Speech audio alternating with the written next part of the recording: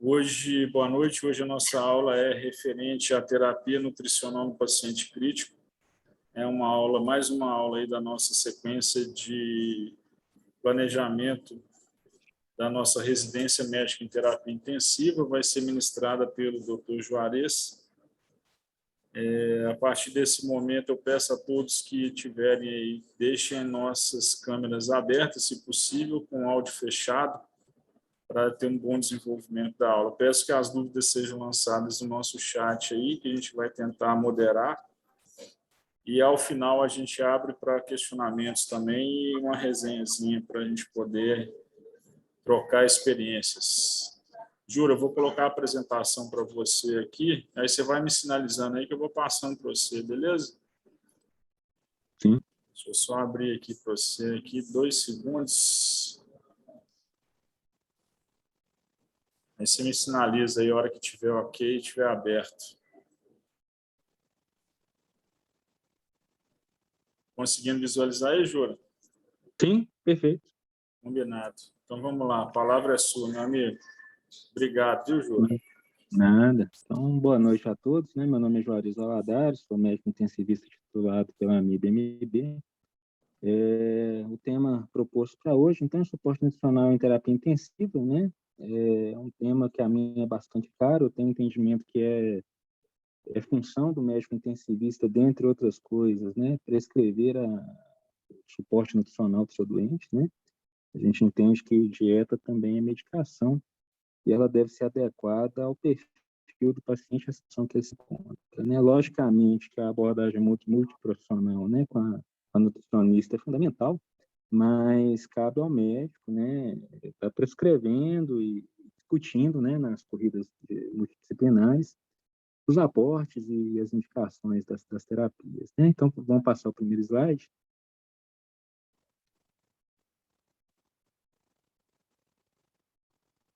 Então, uma breve definição, né? O suporte nutricional destina-se a aumentar a quantidade de tecido muscular, massa magra.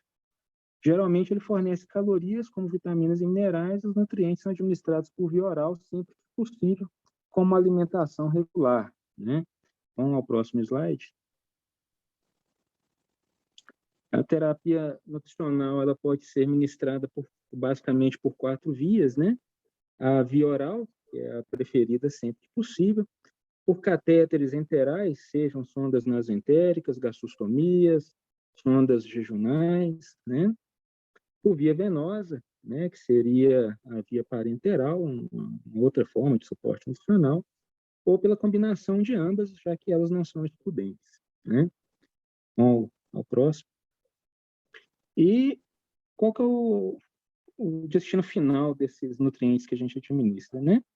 É manter o metabolismo do paciente, essas reações bioquímicas que acontecem a nível celular, que basicamente quebram moléculas para gerar energia ou transformam moléculas com gasto energético em moléculas mais complexas, né? Então, a gente está constantemente desconstruindo e reconstruindo estruturas moleculares a fim de manter as demandas biológicas e a reposição dos tecidos, né, do organismo, né? Isso acontece diariamente, a todo tempo, no nosso organismo, é um mecanismo regular fisiológico, né? Vamos passar ao próximo. Uma vez que o paciente encontra-se em situação de estresse, esse metabolismo basal é modificado, né? E aqui a gente tem... Acho que alguém está com o microfone aberto. E aqui a gente tem uma exemplificação bastante interessante. Se a gente comparar o metabolismo, né, de um paciente dentro da variação normal, né, quando comparado a um grande queimado, por exemplo, a gente vê uma variação de praticamente 200% sobre o metabolismo basal do doente, né? Um paciente com a cirurgia eletiva, né, geralmente sofre um estresse menor, mas mesmo assim aumenta-se a demanda basal do metabolismo. Então, a gente tem que estar atento a suprir essas demandas, né, para prevenir, né, o catabolismo da musculatura esquelética do paciente, né? Vamos passar ao próximo slide. Então, na resposta metabólica ao trauma, a gente tem uma fase aguda, né, que varia aí nos primeiros 7 dias, e uma fase crônica ou tardia, né? Uma fase já que a gente tem no meio de reabilitação. Nos primeiros 2 dias, geralmente o paciente consome suas reservas, né, metabólicas, e após isso, com o estresse, dependendo do estresse que o paciente for submetido, né, o catabolismo começa a ocorrer, né? E se nesse período entre a transição da fase aguda para a fase tardia, né, a injúria não for resolvida, né, esse paciente pode cronificar com catabolismo permanente, ou a gente consegue estabilizar isso aí e reverter a situação num quadro de anabolismo, né? Que é o que a gente sempre pretende na terapia nutricional. Vamos para a próxima. Então, basicamente, na fase aguda, né, ocorre redução de perfusão tissular, né, queda de pressão, né, hipoxemia, estímulo do eixo hipotálamo hipofisário adrenal em resposta à injúria, secreção de catecolaminas pelas adrenais, de glucagon, né? E isso aí, o objetivo disso basicamente é promover o suporte cardiovascular do organismo com a mobilização de reservas nutricionais para o auxílio da manutenção e o suporte das nossas capacidades vitais, né? Então, a produção de fatores inflamatórios, pró-inflamatórios, é muito intensa, né? E todos nós temos reserva, dita reserva fisiológica, para enfrentar esse primeiro momento, né? Vamos passar para o próximo slide. Em se perpetuando a injúria, né? A gente passa a pensar na microbiota que habita o nosso intestino, né? Então, a hipoperfusão intestinal leva a uma redução da camada de mucosa, o que promove a translocação de bactérias para órgãos-chave, né? Pulmão, corrente sanguínea, né? O aumento das catecolaminas e citocinas pró-inflamatórias também promovem crescimento seletivo de alguns patógenos, né? Dentre eles o mais comum a pseudomonas, né? Que além disso promove uma maior virulência do patógeno, né? E prejudica o equilíbrio entre intestinal e microbiota, aumentando o risco de sepsis e disfunção de múltiplos órgãos no sistema, né? Então, basicamente, né, num primeiro momento, né, nós consumimos as nossas reservas, né, e num segundo momento, na fase se perpetuando a injúria, ocorre um gasto energético aumentado, onde nossas reservas já não vão ser mais suficientes para manter essa demanda, e aí, se a gente não tiver um aporte nutricional, o que vai acontecer é que nós vamos queimar nossas reservas e na fase aguda é a massa muscular que vai, né? A gente pode passar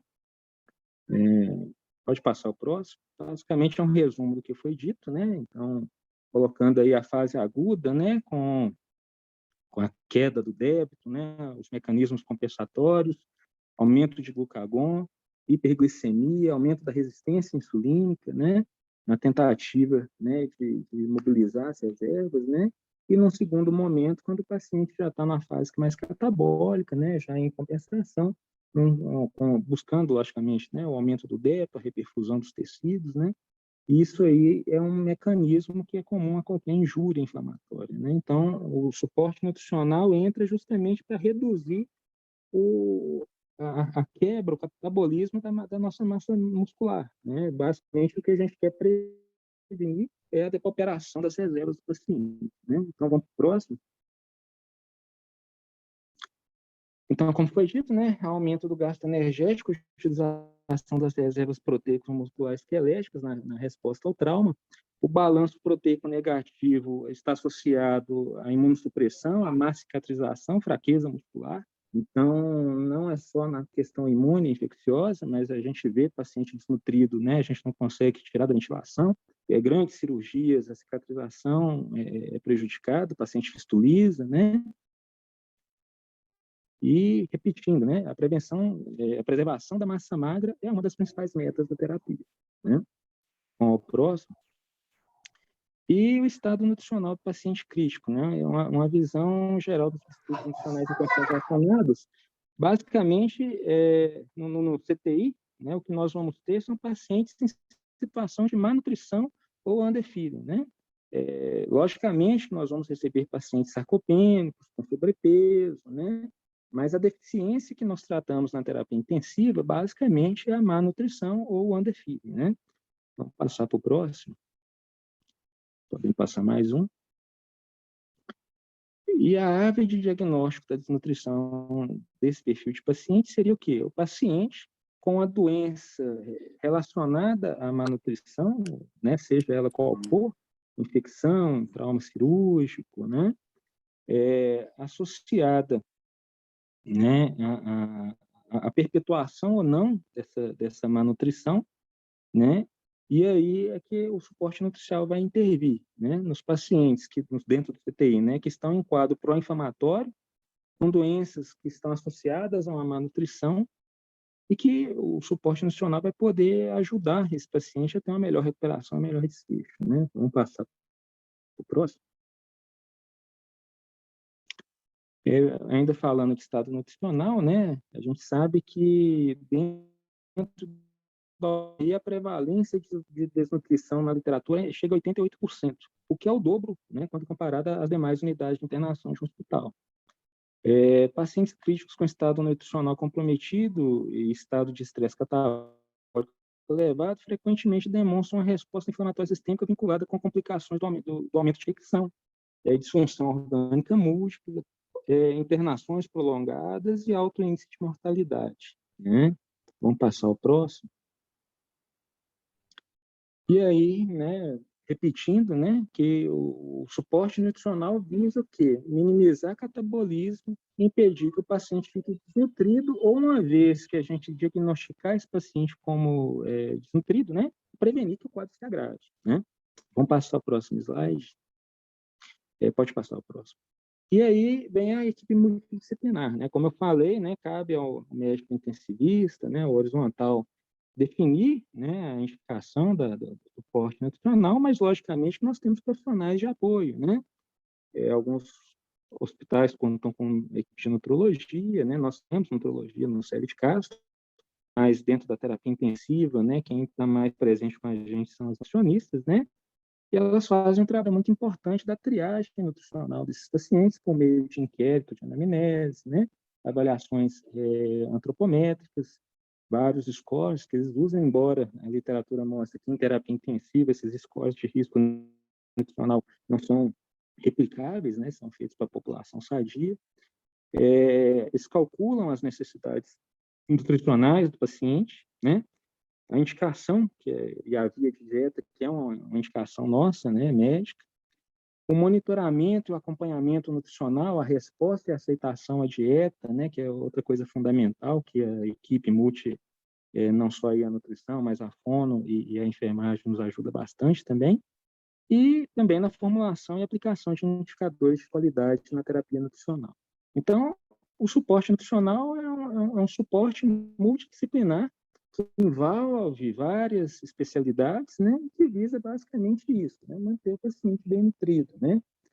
E aí, na terapia intensiva, a gente coloca que a indicação de suporte nutricional parte do pressuposto que exista desnutrição e ou risco de seu desenvolvimento, né? E o diagnóstico clínico da desnutrição é feito por exame físico, corroborado, logicamente, por exames complementares. Na terapia intensiva, né, logicamente que a gente vai pedir um albumina, uma proteína para ver o estado nutricional prévio desse paciente, mas isso aí não é condição sine qua non para mim iniciar um suporte nutricional. Esse autor, o Barbosa, ele coloca o seguinte, que a partir do momento que qualquer paciente começa a demandar suas reservas fisiológicas, ele está em risco nutricional. E esse paciente deve receber suporte nutricional. Então, basicamente, todo paciente em terapia intensiva tem indicação de terapia nutricional. Seja ela dieta padrão por via oral, seja ela por catéteres ou via parenteral. Tá? Vamos passar ao próximo slide. E quais são as contraindicações ao suporte nutricional? E aqui eu vou elencar algumas, mas para a gente pensar um pouco. Hiperglicemia não tratada, né? Os trabalhos colocam até o PNUD que se o paciente está desglicêmico, com glicemias persistentemente acima de 180 mg por decilitro, esse paciente deve ser controlado antes de se iniciar o suporte nutricional, né? Dieta enteral, que seja, né?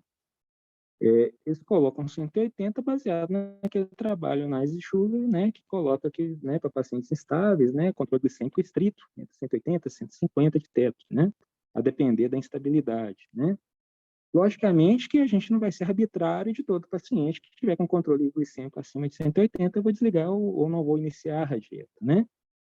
Uma vez que esse paciente já está em protocolo de correção, né, é totalmente factível que esse paciente receba dieta, né? Quanto mais tempo esse paciente fica sem dieta, que é o problema, né?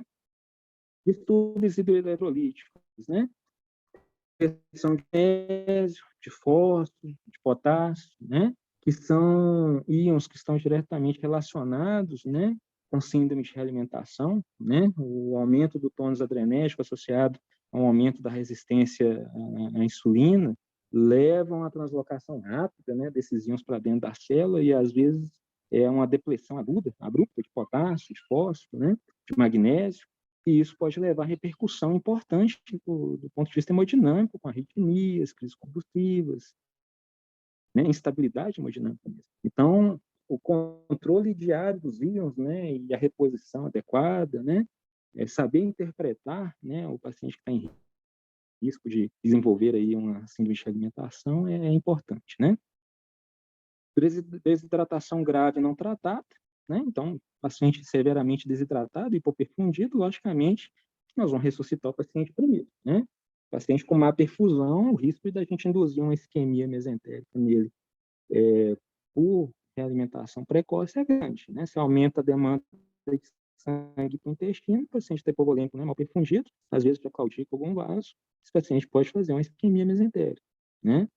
E a instabilidade hemodinâmica, né? Logicamente, paciente com noradrenalina em ascensão, um lactato elevado, um bicarbonato baixo, são pacientes que eu não vou iniciar de pronto, né, o suporte enteral, né? A escolha da via, né, entre enteral e parenteral. A via preferencial sempre é a via fisiológica, que é o trato gastrointestinal, né? Mas uma vez que a gente não consegue alimentar esse paciente, né, pela via fisiológica, nós temos como ofertar nutrientes, né, com preparações parenterais por via central ou via periférica, né? Lembrando, né, que preferencialmente você vai ministrar soluções com a osmolaridade inferior a 900 miliosmol por via periférica, e acima disso, dessa concentração, tem que ser por via central exclusiva, né? Vamos passar ao próximo. E quando a gente vai escolher pelo suporte parenteral, né? É quando o paciente tem algum problema no trato gastrointestinal que não permita seu pleno funcionamento, obstrução intestinal completa, peritonite, hiperemese intratável em alguns pacientes oncológicos sem quimioterapia, diarreias graves, né? Seja por síndrome desabsortiva, infecção do trato gastrointestinal, ilho metabólico grave, né? Fístula intercutânea de alto débito, quando não é possível a nutrição enteral. A gente pode conversar em uma outra aula, né? Mas o paciente fistulizado com fístula de alto débito, a gente tem como tentar compensar, né, esse débito da fístula, né, com formulações oligoméricas, da forma possível, mas se o paciente, né, às vezes com o intestino muito curto, eles acabam indo para a nutrição parenteral, né? Uma absorção grave, né, como falei, então são critérios para suporte nutricional parenteral, tá? Vamos passar ao próximo, né? E quando iniciar a nutrição parenteral, né? Eu coloquei essa foto aqui para chamar a atenção. O Bolsonaro, ele recentemente teve internado no CTI, no Hospital de São Paulo, porque ele fez uma semi-obstrução, né? Ele vinha com eructação, distensão abdominal, intolerância à dieta, e ele, logicamente, né, o abdômen já foi mexido várias vezes, provavelmente deve ter feito uma angulação no intestino, alguma coisa que fez uma semi-obstrução intestinal. E o que chamou a atenção é que com 48 horas de internação, ele já estava com pique no braço esquerdo, recebendo IPT, né? E aí a gente recorre aí aos papers, né? E a ESPEN coloca muito bem que é o seguinte, que se o paciente está previamente desnutrido, né? E você pode usar alguns scores de risco nutricional para elencar isso aí, o MRS ou o Nutrix, né? Deve demorar, não, viu? Ah, tá. ele coloca que você pode ser precoce no início da nutrição parenteral. Mas não era o caso dele, né? Ele, né, vinha, logicamente, com a doença em evolução, mas não estava em risco nutricional. Então, logo, precocemente, eles fizeram suporte nutricional nele. Um paciente no perfil dele poderia aguardar até 7 dias sem nenhum problema. Então, a gente tem que ponderar sempre quando começar, para quem indicar e como, né? Pode passar o próximo, né? E aí a gente vai falar agora de necessidades nutricionais, né? As formulações de dieta interal, basicamente, né, de forma genérica, elas são classificadas em hipoproteica, normoproteica ou hiperproteica, né? E o que define isso, né? Menor que 0,8 gramas por quilo, não, por ml, na verdade, né? São dietas hipoproteicas, né? Entre 0,8 e 1,2, normoproteicas, e acima de 1,2 seriam dietas ditas hiperproteicas, né? Vamos passar ao próximo slide. E aí várias entidades, né, estudaram e publicaram quais são as necessidades básicas, né, que você deve suprir para o paciente em terapia intensiva, né? A Aspen, que é americana, a ESPEN, né? E eles colocam números muito próximos, né? Eles colocam como necessidades nutricionais básicas, né? Uma oferta calórica, no caso da americana, de 20 a 30 calorias, com 1,2 a 2 gramas de proteína, a depender do perfil do paciente, né? A europeia já preconiza algo em torno de 20 a 25, com 1,3 gramas de proteína diária, né? E a Braskem, em 2019, fez um misto das duas aí, colocou que a necessidade calórica diária de um paciente deve variar em torno de 25 a 30 quilocalorias e 1,5 a 2 gramas de proteína por quilo dia de dieta, né? E como que a gente calcula o GET, né? O gasto energético total desse paciente, a necessidade energética desse paciente, né? A forma mais fidedigna seria por calorimetria indireta. Alguns monitores da GE, inclusive, têm modos de calorimetria indireta que basicamente captam CO2 e o O2 inalado e expirado, e a partir daí, né, por fórmulas, né, matemáticas, eles conseguem predizer o gasto energético instantâneo daquele paciente. E aí eles formam gráficos, né, que você consegue, com a exatidão bastante importante, né, quantificar qual é o JET daquele doente, né? Outra forma de você tentar achar, né, o gasto energético desse paciente seriam pelas fórmulas, né? A mais usada é a fórmula de Bose, né? Que ela foi baseada na calorimetria indireta, né, por MED, e aí ela coloca que o JET de um paciente varia de 20 a 30 quilocalorias por quilo dia, né? É um número mais arbitrário, mas é uma forma mais fácil e simplificada de você prover um suporte nutricional para o paciente, com a chance de acerto maior, né? Existem outras formas mais complexas, né? A mais conhecida é a de Harris-Benedict, né? Que ela leva em consideração peso, altura e idade do paciente e faz algumas variáveis pelo sexo, né? E com ela você também consegue estimar, né, o gasto energético basal do seu doente. Mas, basicamente, se você seguir a fórmula de Boltz, né, e prover uma dieta com algo em torno de 20 a 30 quilocalorias dia para o paciente, você vai estar suprindo as necessidades básicas da maioria dos doentes, né? Eu diria aí mais de 90% deles. Vamos passar ao próximo slide. A necessidade proteica, né? Como a gente viu no slide anterior, né? Cada sociedade orienta, né, uma quantidade de proteína, né?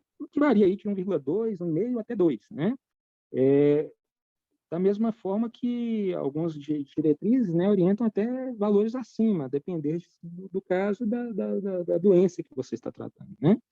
A insuficiência renal é um limitador para a carga proteica desse paciente até o dia que esse paciente começa a dialisar. Então, o paciente que não está em diálise, logicamente, você vai tentar reduzir a carga nitrogenada dele, isso ele tentando reduzir o metabolismo e a formação de ureia, né? Uma vez que esse paciente já está dialisando, né, aí você vai suprir a demanda dele e repor o que é expoliado na diálise, né? Os aminoácidos se perdem na hemodiálise. Então, uma vez que o paciente está em diálise, você começa a dar uns 5, 2 gramas por quilo de proteína. Casos especiais, né? Eu elenquei 2 casos aqui que são mais prevalentes, né? Que é o obeso, né? O obeso crítico, né? Então, o paciente, né, com IMCs mais altos, acima de 30, né? Você tem que adequar o seu suporte nutricional a esse perfil de doente. Os obesos, né, geralmente em condições mais críticas, né, eles recrutam mais energia de proteína, então quebrando a proteína dele mesmo, né? Então, o suporte nutricional para esse perfil de paciente, ele deve ser calculado como as calorias, né? Você vai dar menos calorias, né, por meio de carboidratos, lipídios, e vai tentar dar mais calorias por meio de proteína. Então, a necessidade vai variar de 11 a 14 quilocalorias, né, pelo peso atual do paciente, ou 25 quilocalorias dia pelo peso ideal, né? Ou você calcula o peso ideal pelas fórmulas, né, preditas de altura, ou você usa o peso real do paciente, mas aí você adequa a 11 a 14 quilocalorias, né? A necessidade proteica, né? O IMC de 30 a 40, né? Você vai dar 2 gramas quilo dia de peso ideal para o paciente proteína. Para quem tiver acima de 40 de IMC, aí o suporte proteico é maior ainda, são 2,5 gramas quilo dia de proteína, visando abarcar, né, o catabolismo da proteína endógena do paciente, né? Pode passar o próximo.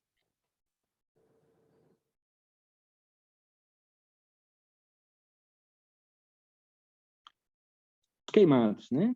É uma população mais catabólica que a gente tem, né? Se a gente voltar lá no primeiro slide, todo mundo sabe, né? Com grande queimada é um paciente que tem um catabolismo muito alto, né? Ele recruta muito reserva, né? E para esse perfil de paciente, né? O cálculo do JET, né? Volta um slide, Elite. Volta para o 28. Vai lá atrás. Não, para frente. Isso. E para o grande queimado, né, existem fórmulas especiais, né, que a gente usa para calcular esse JET, né? A gente pode usar a fórmula de Harris-Benedict, colocando um multiplicador, né, que varia de 1,2 até 2, né, sobre o valor do JET encontrado na fórmula, né? A mais aceita é a Curry, né, que ela estima o JET, né, pela faixa etária associada à superfície corporal queimada. É a que tem melhor embasamento na literatura. Existem essas outras 2 formas, a de Canning e Toronto, que são menos utilizadas. Basicamente, o que se usa é Harris-Benedict ou essa Curry, né? Então, assim, essa aula inicial do suporte nutricional foi mais para mostrar para vocês a importância do suporte nutricional na terapia intensiva, a importância do intensivista compreender as necessidades daquele paciente, saber indicar, né, a quantidade de proteína, discutir com o nutricionista que está lá fazendo a prescrição final da dieta, quanto de proteína que você pretende dar para aquele perfil de paciente, se está sendo suficiente, né? E isso aí eles fazem avaliação antropométrica diária, né?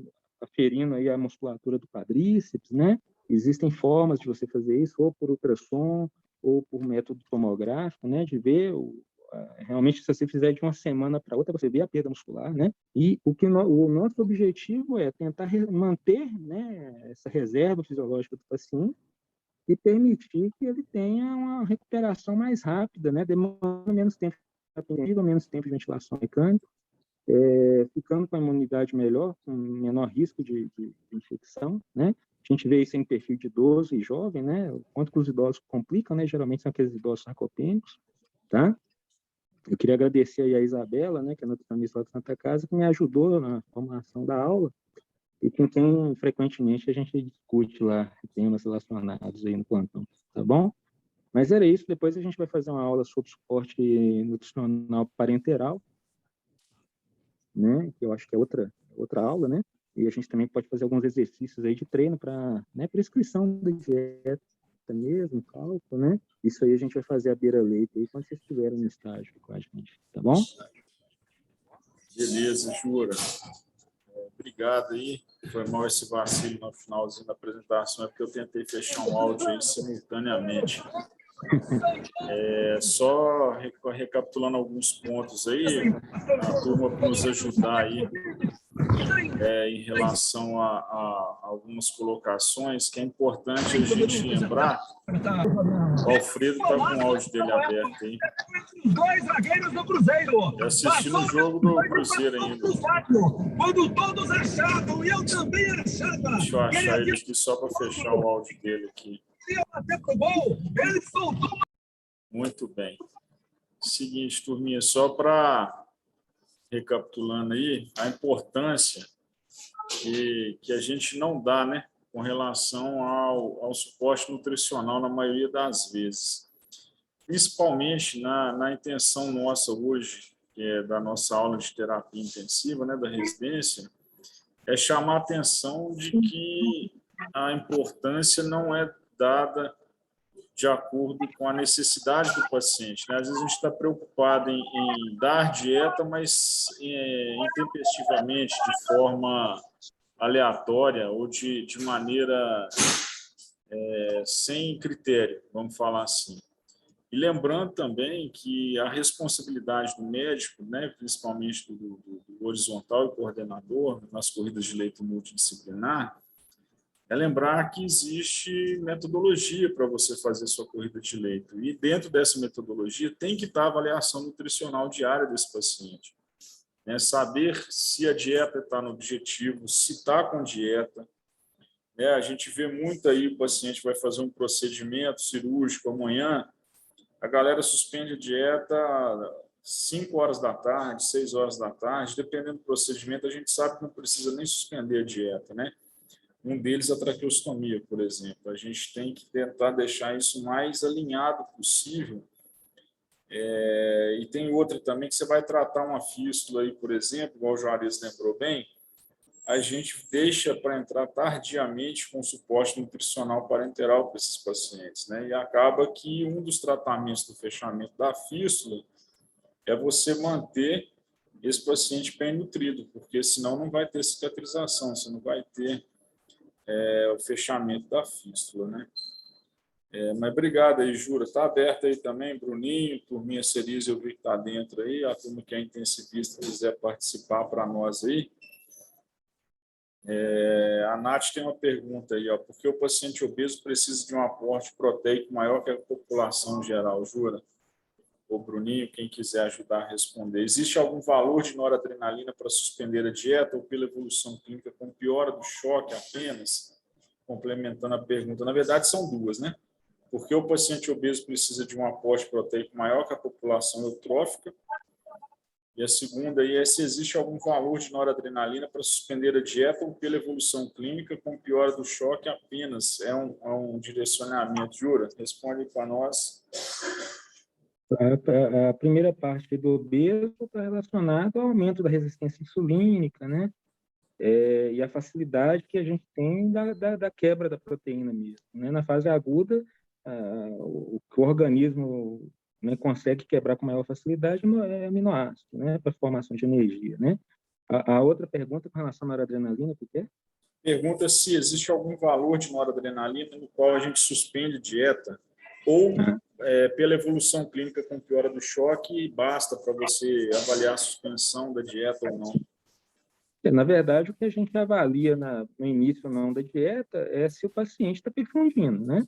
Se ele estiver com noradrenalina, com a curva de lactato em regressão, abrindo diurese, com bicarbonato compensado, né? Esse paciente pode receber nutrição, ele está perfundindo o intestino dele, ele está, né, em estabilização, né? Se ele tiver com nora 50 ou nora 40 ou 20, não vai fazer diferença, né? O importante é que ele esteja com uma boa perfusão e com parâmetros laboratoriais que corroborem com isso, né? A gente só orienta não iniciar se o paciente ainda não estiver compensado ou se estiver com curva de piora, né? Esses pacientes a gente deve aguardar um pouquinho, né? Lembrando que quem vem de casa, né? A gente tem até 7 dias para prover um suporte, né? Então, essa fase aguda, precoce e tardia, né, o paciente ainda tem reservas, né? Agora, o paciente que já está em terapia intensiva, né, que já passou por um choque, já está sarcopênico, né? Para esse paciente, 1 hora sem dieta é muita coisa, né? Então, o que o Luiz falou, né? Suspensão de dieta para o tal do procedimento, né? E aí eu chamo a atenção, né, quem for residente de cirurgia, né, para se atentar à importância de se cumprir prazo, né? Quando você fala, ó, amanhã eu vou fazer tal procedimento no doente, né? Prepara o doente, né? Às vezes esse paciente fica 12 horas sem dieta, se por algum motivo qualquer esse procedimento é cancelado, o transtorno que isso aí traz para o doente, né? E às vezes eu já vi paciente ficar 3 dias, 4 dias sem dieta, esperando um procedimento que foi remarcado e remarcado e remarcado, né? Antigamente a gente parava dieta lá no hospital por causa de traqueostomia. Graças a Deus hoje a gente chegou no entendimento que isso não faz sentido, né? Mas a permanência da dieta e a constância com que ela é administrada é fundamental. Por isso que a gente calcula a dieta para 22 horas, que a gente já desconta 2 horas de banho né, e acomodação do doente. Mas mesmo assim, se você pegar o balanço, não é incomum ver, porque se o paciente regurgitou, eles abriram a sonda para estase, largaram a sonda aberta e falaram que o paciente teve muita estase. Você vai ver, ele produziu 500, 800, até 1.000 ml em 24 horas, que é fisiológico. Então, a gente tem que estar muito atento a essas interrupções de dieta e dar um valor maior ao suporte nutricional, né? Se o paciente fica 24 horas sem dieta, 24 horas consumindo massa muscular, né? Isso aí para o paciente é terrível, né? Lembrando ainda, Júlio, com relação à noradrenalina, que uma dieta suspensa, a noradrenalina ela faz a vasoconstrição e a vasoconstrição dela é generalizada, né? Você piora a perfusão no caso de retorno venoso ou arterial das alças intestinais. E você deixar uma dieta suspensa num paciente que tem um metabolismo, um catabolismo elevado no caso, como você falou, isso vai piorar até o ilho desse paciente. Então, é um ciclo vicioso. Eu acredito que todos aqui sabem que dieta estimula a peristalse, né? Então, presença de dieta no trato gastrointestinal é um estímulo peristáltico. Então, a ausência da dieta no trato gastrointestinal vai causar uma paralisia do intestino que leva a um ilho, uma distensão abdominal, e aí é feito que vai ser perde o time do paciente. Você acaba tentando entrar com a dieta nele com distensão abdominal, com ilho, e lembrando que a gente, lógico, com um paciente com noradrenalina, 30, 40, 50 ml/hora, você não vai progredir essa dieta muitas vezes da mesma forma que você progrediria a dieta num paciente que está sem a noradrenalina, né? Então, muitas vezes você deixa ali numa infusão mais baixa, um período maior, 24 horas para progredir para o objetivo, dependendo do protocolo de cada instituição, mas lembrar que a gente precisa iniciar a dieta, tá? Mesmo com noradrenalina, obviamente com bicarbonato abaixo de 15, né? Um pH que não é permissivo, 7,20 para baixo, aí a gente tenta segurar um pouquinho, mas igual o Juarez falou, esse paciente muitas vezes veio de casa, então ele tem tempo de recuperação aí até a gente iniciar a dieta. Mas sempre perguntar, está com dieta? Se não estiver, por que não está? E se não está, por que não está e que hora que eu vou começar essa dieta? Então, isso é muito importante. Lembrar que a responsabilidade da progressão dessa dieta, da monitorização do catéter, né? A gente falou aí do catéter enteral, principalmente, ele está bem posicionado, não está bem posicionado, qual que é a melhor localização? Isso aí, na beira do leito lá, a gente vai mostrando no dia a dia para os nossos residentes. Certo? Bruninho tá de cara limpa aí, barba feita, não tem nada a dizer não, filho? Assistindo o jogo daí do Cruzeiro também, seus atleticanos, fajuto. Nada, que isso. Excelente aula aí, Júlia. Nada a complementar, não. Tranquilo. Ó, tem mais uma pergunta da Carlinha aí, ó. Devemos suspender a dieta para a realização de prona e por quanto tempo? É a segunda pergunta. O que definiria voltar à dieta no objetivo ou manter com valor mais baixo? Eu acredito que ela está fazendo a pergunta toda para a prona, Bruninho. Você quer arriscar essa daí? Nós temos um protocolo para isso aí, né?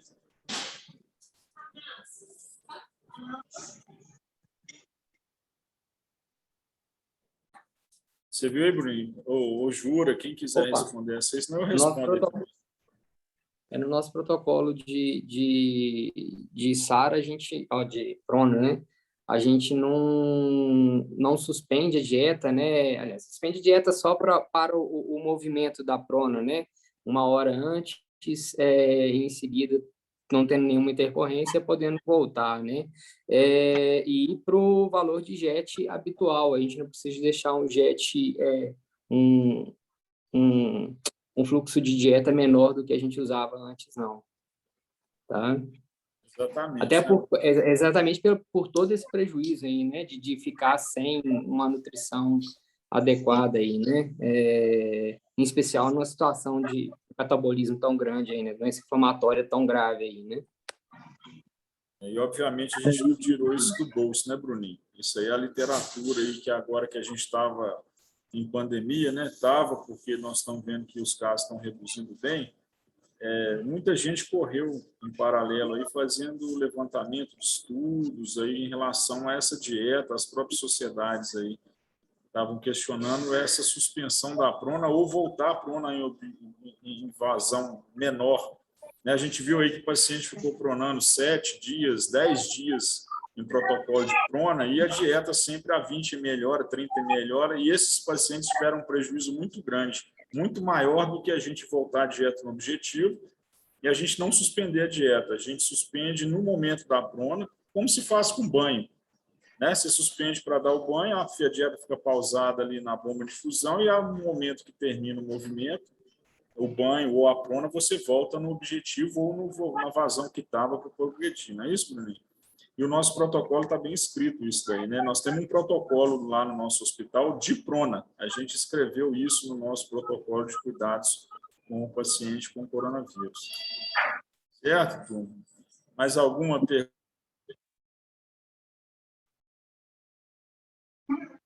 Hoje está legal aí que tiveram algumas perguntas também. Vamos lá, vamos participar com a gente aí. Nós temos ainda 10 minutinhos aí, se vocês quiserem fazer mais algum comentário, colaborar aí com alguma informação que a gente não colocou. Outra coisa interessante que a gente tem que lembrar também é a posição de sonda entérica, né? Posição gástrica, posição pós-pilórica, né? É muito comum no pós-operatório de cirurgia intestinal, às vezes com anastomose proximal, o cirurgião deixar a sonda posicionada pós-anastomose, né? Já ali na porção inicial do delgado, né? E às vezes esses pacientes, né, evoluem com a gastroparesia, e eu vejo muito comum a gente colocar a dieta, né, orientar que essa sonda está em posição pós-gástrica, né?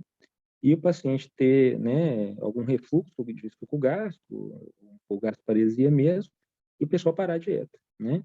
Então, lembrando, né, isso quando ocorre, geralmente o que eu oriento é passar uma sonda gástrica, né, para esvaziar o estômago e manter a nutrição pela sonda pós, né? E mesmo orientando, chego lá no outro dia, tá o diabo da dieta parada, porque está saindo secreção na sonda gástrica. Então, lembrar da anatomia, né, que uma vez que a gente está em posição pós-pilórica, né, pode haver gastroparesia, mas a dieta está indo para o intestino, e como o Lídio bem falou, a dieta no intestino estimula a peristalse, que ela é crânio-caudal, né? Uma vez que ela entra, a tendência é ela seguir o fluxo, né, até a saída, né? Então, evitar essas pausas na dieta, né? A maior luta hoje do suporte nutricional é pausa na dieta. Por tudo se pausa a dieta. Né? A luz acabou, pausa a dieta, né? Vai dar banho, pausa a dieta. E às vezes não lembra de voltar à dieta. Esse negócio de progressão também. Existem estudos, né? Estudos mais antigos, né? Que tentavam comparar a progressão e ligar no JET, né? Não tinha grande diferença para um perfil de paciente mais estável, né? Às vezes, se o seu paciente já está cronificado lá, você teve dificuldade na progressão da dieta dele, ou ele tem uma questão nutricional prévia, né? Paciente sarcopênico, né? Que às vezes a gente recebe muito, paciente aí com imunossupressão, com câncer, ou com outra coisa qualquer, você também não vai ligar esse paciente no JET ideal dele, né? Porque você pode fazer uma superalimentação e esse paciente fazer uma realimentação, como eu comentei, né? Então, a gente tem que estar muito atento, né? A individualização, a saber indicar, né? E saber utilizar os dispositivos, né? As sondas, a posição dessas sondas, os catéteres intestinais, né? Saber indicar, né? Esses catéteres também, né? Infelizmente, a gente lá ainda nós não conseguimos o posicionamento de gastrostomia por endoscopia, né? Existia até pactuação, mas lá no CTI isso aí acabou ficando um pouco mais difícil, né?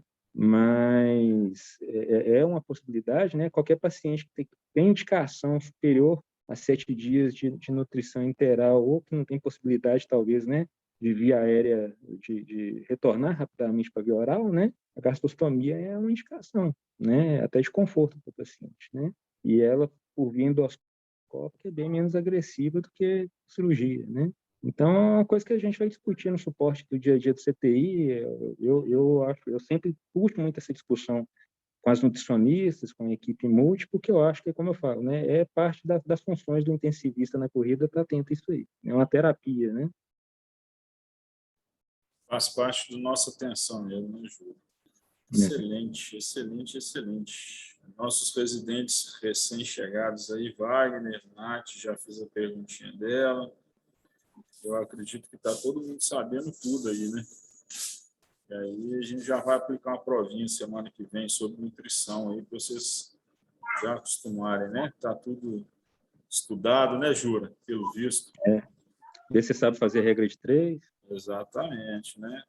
Outra coisa, só para a gente finalizar, com relação ao posicionamento da sonda, que eu tenho o costume de fazer, talvez pela minha experiência remota lá de cirurgia, é no momento do procedimento. O paciente chegou para você lá no CTI, você entubou o paciente, aí a gente aguarda que o pessoal da enfermagem passe a sonda nasentérica. Aí, às vezes, você vai funcionar o paciente, você vai colocar um catéter central ali, já pede a sonda de uma vez, né? Que aí você está ali na beira do leito, você está paramentado para fazer um procedimento.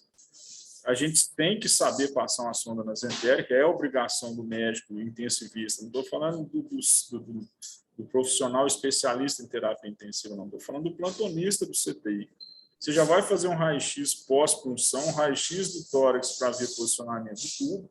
Você já passa a sua sondinha nasentérica lá e já tira o seu fio-guia, né? Pelo amor de Deus, não existe isso, você tirar raio-x com fio-guia da sonda, porque na hora que você tira o fio-guia, essa sonda pode sair da posição pós-realização do raio-x. Então, vamos tentar colocar na nossa rotina. Eu entubei um paciente, se checar tudo, precisa ou não do central e pia, vamos passar a sonda nasentérica, né? Que aí você já faz o pacotinho completo e não tem desculpa de atrasar aí 12, às vezes 24 horas no início da dieta, porque a turma da enfermagem estava ocupada ou às vezes esquece, né?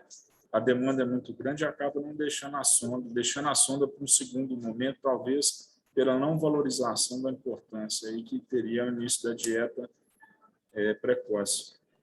Né? O nosso Wagner Antônio fez uma pergunta aí. Uma vez que a própria dieta serve como estímulo, em que casos lanço mão de prociméticos? Boa pergunta. Nesse caso aí, o Wagner, o procimético é quando você já fez as tentativas de iniciar a dieta. Por exemplo, você iniciou a dieta, esse paciente teve vômito, principalmente vômito, e apresenta-se, geralmente ele vomita, o que é a nossa reação? Suspende a dieta, deixa a sonda aberta e observa o volume de estase. Se tiver uma estase maior do que a que a gente considera fisiológica, né, a Sociedade Brasileira, se eu não me engano, fala em 500 ml a cada 12 horas, se eu não estiver enganado com o número. Se for um número maior do que isso, obviamente não adianta você iniciar a sua dieta, que vai dar ruim. E avaliar também o exame físico do paciente. Às vezes você está vendo que ele está com uma estase maior do que 500 ml em 12 horas, está presenciando uma distensão abdominal importante, e aí sim você vai fazer a administração do seu procinético. Lembrando que um deles você vai fazer por sonda nasentérica, né? Então é um meio controverso aí você administrar com muita estase, mas funciona, tá? A bromoprida é uma delas que a gente usa. Você pode usar até o Plasil fixo, que é o que a gente faz inicialmente. Você começa com um Plasil de 8 em 8 horas, depois que você vai lançar a mão desses mais custosos para o serviço, aí que a gente não tem não tem disponível em todos os CTIs, né? Não é isso, Júlio? Você quer complementar aí? Não, outra coisa também que ele falou, né, de procinético, é outro mito que a gente vê muito comum também, é paciente com diarreia, você ir lá e reduzir pela metade a dieta, né? Como se fosse reduzir pela metade a evacuação também. Logicamente que você está entrando menos, vai sair menos, mas o objetivo é manter a nutrição, a gente tem que tratar a causa da diarreia. Se for intolerância a algum componente da dieta, trocar a dieta. Paciente crônico, né, tem redução intestinal, às vezes usar uma líquica, lançar a mão de fibra, se tiver com polifarmácia, polimediante antimicrobianos, né, pedir um clostrídio, né, se for de 4 evacuações em 24 horas, né, então esse mito de cortar a dieta por causa de diarreia está errado, né, E então a outra gente tem que coisa, manter o suporte, né. você me lembrou aqui do assassinato dos pacientes também, que é o Imosec, né, Ju? O paciente está tentando colocar para fora o que está matando ele, a gente vai lá e dá loperamida, vamos segurar, né, lá dentro o que está O matando ele Imosec, para poder... você pode até lançar a mão, mas você tem que ter certeza que você não está de frente de uma gastroenterite infecciosa. Senão você vai translocar bactéria para todo lado. Né? E essa certeza a gente geralmente quase não tem dentro da terapia intensiva, a não ser que seja um paciente cirúrgico, né, que a gente usa geralmente a loperamida para fístula. E a gente não usa para diarreia dentro da terapia intensiva. É isso? É muito raro a gente usar isso para diarreia. Certo, minha? 20 horas e 58 minutos. Obrigado muito aí pela participação das perguntas. Se alguém quiser fazer alguma consideração final, e nós estamos chegando ao final da nossa aulinha, que eu tenho que tocar um plantãozinho ali também. Mais alguém, turminha? Obrigado pela participação de todos aí, tá? Estou vendo que tem uns rostinhos diferentes aí que participaram hoje. E semana que vem nós teremos uma aula aí que acredito que deve ser o Bruno que vai falar, né, Bruninho, sobre cuidados paliativos. O dia a gente vai ver ainda, né, Bruninho? Vai ser quinta, quarta? O que você... Provavelmente quinta. Perfeito. A gente manda o link aí para a turma, ou na quarta ou na quinta, deve ser quinta mesmo. E aí o Bruninho vai falar, dar uma palhinha para a gente aí sobre cuidados paliativos, né? Mais uma, que é um tema de extrema importância dentro da terapia intensiva, como todos que a gente apresentou até agora. Certo? Obrigado, turma. Obrigado, Júlio, mais uma vez aí pela sua presteza e pela aula. Excelente aula também. Aí nos encontramos aí nos corredores do CTI semana que vem na aula, turma. Obrigado, viu? Um abraço para vocês.